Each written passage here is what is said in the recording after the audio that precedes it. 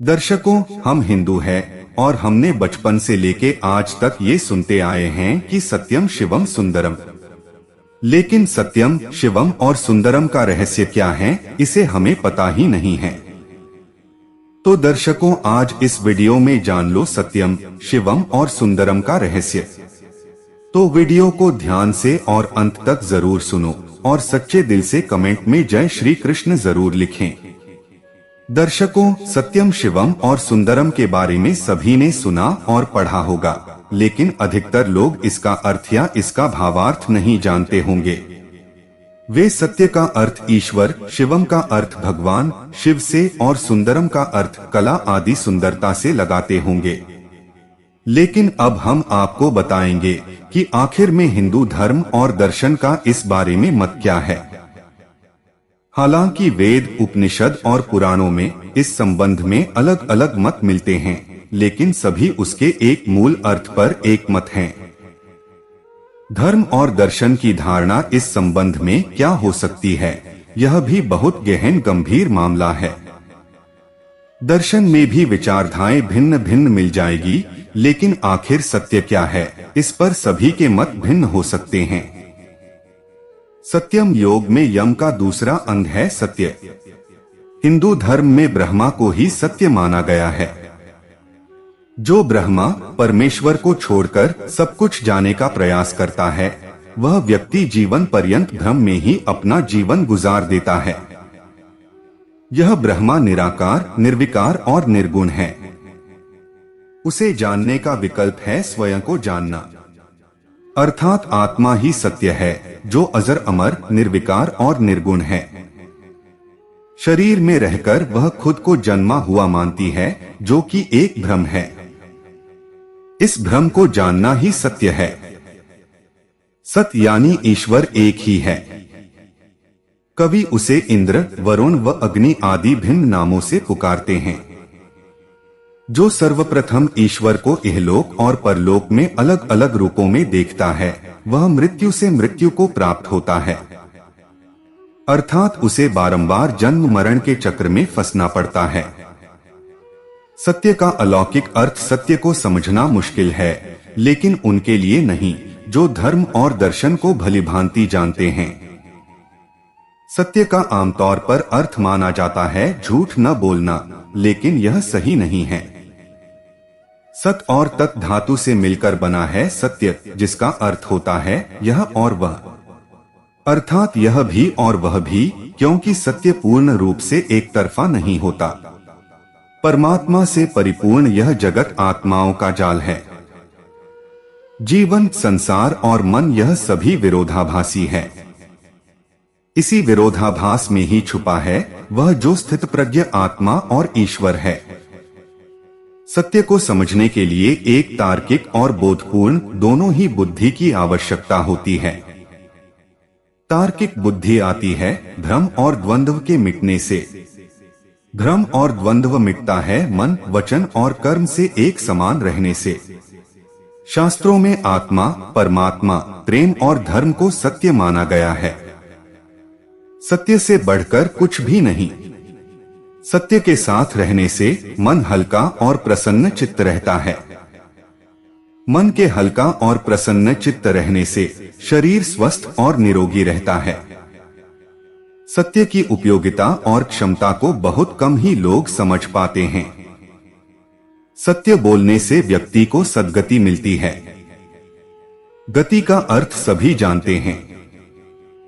दर्शकों, सच्चित आनंद, सत अर्थात मूल कण या तत्व चित्त, अर्थात आत्मा और आनंद अर्थात प्रकृति और आत्मा के मिलन से उत्पन्न अनुभूति और इसके विपरीत शुद्ध आत्म अनुभव करना।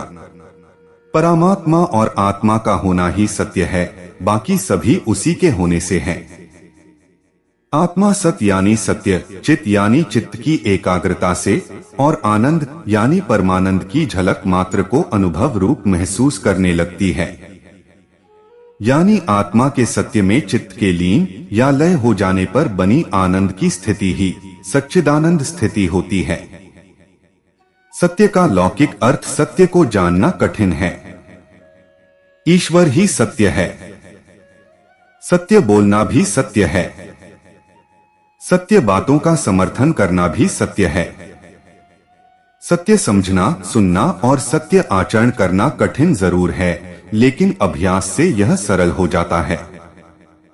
जो भी दिखाई दे रहा है वह सत्य नहीं है, लेकिन उसे समझना सत्य है, अर्थात जो जो असत्य है उसे जान लेना ही सत्य है। असत्य को जानकर ही व्यक्ति सत्य की सच्ची राह पर आ जाता है। जब व्यक्ति सत्य की राह से दूर रहता है तो वह अपने जीवन में संकट खड़े कर लेता है। असत्यभाषी व्यक्ति के मन में भ्रम और द्वंद्व रहता है, जिसके कारण मानसिक रोग उत्पन्न होते हैं। मानसिक रोगों का शरीर पर घातक असर पड़ता है। ऐसे में सत्य को समझने के लिए एक तार्किक बुद्धि की आवश्यकता होती है। तार्किक बुद्धि आती है भ्रम और द्वंद्व के मिटने से। भ्रम और द्वंद्व मिटता है मन, वचन और कर्म से एक समान रहने से। सत्य का आमतौर पर अर्थ माना जाता है झूठ न बोलना, लेकिन सत और तत् धातु से मिलकर बना है सत्य, जिसका अर्थ होता है यह और वह, अर्थात यह भी और वह भी। क्योंकि सत्य पूर्ण रूप से एक तरफा नहीं होता। रस्सी को देखकर सर्प मान लेना सत्य नहीं है, किंतु उसे देखकर जो प्रतीति और भय उत्पन्न हुआ वह सत्य है। अर्थात रस्सी सर्प नहीं है, लेकिन भय का होना सत्य है। दरअसल हमने कोई झूठ नहीं देखा, लेकिन हम गफलत में एक झूठ को सत्य मान बैठे और उससे हमने स्वयं को रोगग्रस्त कर लिया। तो सत्य को समझने के लिए जरूरी है तार्किक बुद्धि। सत्य वचन बोलना और होशो हवास में जीना। जीवन के दुख और सुख सत्य नहीं है, लेकिन उनकी प्रतीति होना सत्य है। उनकी प्रतीति अर्थात अनुभव भी तभी तक होता है जब तक कि आप दुख और सुख को सत्य मानकर जी रहे हैं। सत्य के लाभ। सत्य बोलने और हमेशा सत्य आचरण करते रहने से व्यक्ति का आत्मबल बढ़ता है। मन स्वस्थ और शक्तिशाली महसूस करता है। डिप्रेशन और टेंशन भरे जीवन से मुक्ति मिलती है। शरीर में किसी भी प्रकार के रोग से लड़ने की प्रतिरोधक क्षमता का विकास होता है। सुख और दुख में व्यक्ति समभाव रहकर निश्चिंत और खुशहाल जीवन को आमंत्रित कर लेता है। सभी तरह के रोग और शोक का निदान होता है। शिवम का संबंध अक्सर लोग भगवान शंकर से जोड़ देते हैं, जबकि भगवान शंकर अलग हैं और शिव अलग। शिव निराकार, निर्गुण और अमूर्त सत्य है। निश्चित ही माता पार्वती के पति भी ध्यानी होकर उस परम सत्य में लीन होने के कारण शिव स्वरूप ही है, लेकिन शिव नहीं। शिव का अर्थ है शुभ, अर्थात सत्य होगा तो उससे जुड़ा शुभ भी होगा, अन्यथा सत्य हो नहीं सकता। वह सत्य ही शुभ अर्थात भली भांति अच्छा है। सर्वशक्तिमान आत्मा ही शिवम है। दो भुवों के बीच आत्मा लिंग रूप में विद्यमान है। सुंदरम यानी यह संपूर्ण प्रकृति सुंदरम कही गई है। इस दिखाई देने वाले जगत को प्रकृति का रूप कहा गया है। प्रकृति हमारे स्वभाव और गुण को प्रकट करती है। पंचकोश वाली यह प्रकृति 8 तत्वों में विभाजित है। त्रिगुणी प्रकृति यानी परम तत्व से प्रकृति में 3 गुणों की उत्पत्ति हुई, सत्व, रज और तम। ये गुण सूक्ष्म तथा अतीन्द्रिय हैं, इसलिए इनका प्रत्यक्ष नहीं होता। इन 3 गुणों के भी गुण हैं, प्रकाशत्व, चलत्व, लघुत्व, गुरुत्व आदि इन गुणों के भी गुण हैं। अत स्पष्ट है कि यह गुण द्रव्य रूप हैं। द्रव्य अर्थात पदार्थ। पदार्थ अर्थात जो दिखाई दे रहा है और जिसे किसी भी प्रकार के सूक्ष्म यंत्र से देखा जा सकता है, महसूस किया जा सकता है या अनुभूत किया जा सकता है। ये ब्रह्मांड या प्रकृति के निर्माणक तत्व हैं। प्रकृति से ही महत उत्पन्न हुआ, जिसमें उक्त गुणों की साम्यता और प्रधानता थी। सत्व शांत और स्थिर है, रज क्रियाशील है और तम विस्फोटक है। उस एक परमतत्व के प्रकृति तत्व में ही उक्त तीनों के टकराव से सृष्टि होती गई। सर्वप्रथम महत उत्पन्न हुआ, जिसे बुद्धि कहते हैं। बुद्धि प्रकृति का अचेतन या सूक्ष्म तत्व है। महत या बुद्धि से अहंकार, अहंकार के भी कई उपभाग है। यह व्यक्ति का तत्व है। व्यक्ति अर्थात जो व्यक्त हो रहा है सत्व, रज और तम में। सत्व से मनस 5 इंद्रिया, 5 कर्मेंद्रिया जन्मी। तम से पंच तन्मात्रा, पंचमहाभूत, आकाश, अग्नि, वायु, जल और ग्रह नक्षत्र जन्मे। पंचकोश यानी जड़, प्राण, मन, विज्ञान और आनंद। इस ही अन्नमय, प्राणमय, मनोमय, विज्ञानमय और आनंदमय कहते हैं।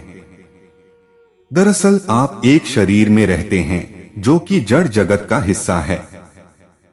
आपके शरीर के भीतर प्राणमय अर्थात प्राण है, जो कि वायु तत्व से भरा है। यह तत्व आपके जिंदा रहने को संचालित करता है। यदि आप देखे और सुने गए अनुसार संचालित होते हैं तो आपम प्राणों में जीते हैं, अर्थात आप एक प्राणी से ज्यादा कुछ नहीं। मनोमय का अर्थ आपके शरीर में प्राण के अलावा मन भी है, जिसे चित्त कहते हैं। 5 इंद्रियों का जिस पर प्रभाव पड़ता है और समझने की क्षमता भी रखता है। इस मन के अलावा आपके भीतर विज्ञान मन अर्थात एक ऐसी बुद्धि भी है जो विश्लेषण और विभाजन करना जानती है। इसके गहरे होने से मन का लोप हो जाता है और व्यक्ति बोध में जीता है। इस बोध के गहरे होने जाने पर ही व्यक्ति खुद के स्वरूप अर्थात आनंदमय स्वरूप को प्राप्त कर लेता है। अर्थात जो आत्मा 5 इंद्रियों के बगैर खुद के होने के भली भांति जानती है। 8 तत्व कौन से हैं? अनंत, महत, अंधकार, आकाश, वायु, अग्नि, जल, पृथ्वी। अनंत जिसे आत्मा कहते हैं। पृथ्वी, जल, वायु, अग्नि, आकाश, मन, बुद्धि और अहंकार यह प्रकृति के 8 तत्व हैं। अत हम एक सुंदर प्रकृति और जगत के घेरे से घिरे हुए हैं। इस घेरे से अलग होकर जो व्यक्ति खुद को प्राप्त कर लेता है वही सत्य को प्राप्त कर लेता है। संसार में 3 ही तत्व है, सत्य, शिव और सुंदरम। ईश्वर, आत्मा और प्रकृति। इसे ही सत्य, चित्त और आनंद कहते हैं। दोस्तों, उम्मीद करता हूं कि आपको वीडियो पसंद आया होगा और आप हमारे चैनल पर नए हो तो वीडियो को लाइक और चैनल को सब्सक्राइब जरूर करें। आपके एक लाइक से ही हमें प्रेरणा मिलती है और हम मोटिवेट होते हैं। धन्यवाद।